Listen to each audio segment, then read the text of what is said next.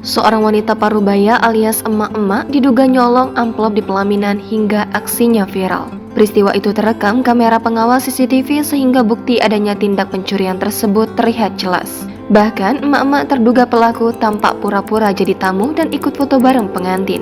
Video rekaman CCTV itu diunggah oleh akun TikTok @cikahh.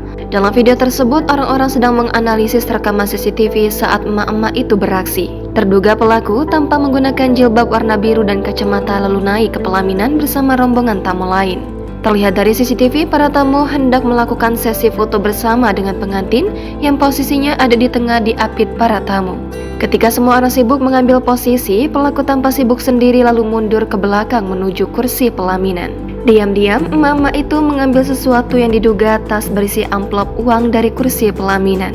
Setelah menyembunyikan tas amplop di balik jilbab, pelaku secara natural ikut foto bersama tamu undangan lain. Setelah sesi foto berakhir, emak-emak itu langsung turun dari panggung pelaminan dan tidak menyalami pengantin seperti tamu lain. Lebih lanjut, pengunggah menulis keterangan agar siapapun berhati-hati dengan wanita parubaya tersebut. Pengunggah juga meminta informasi apabila mengenali sosok emak-emak tersebut. Kini video tersebut telah ditonton lebih dari 1.000 kali dan dibanjiri ribuan komentar dari warganet.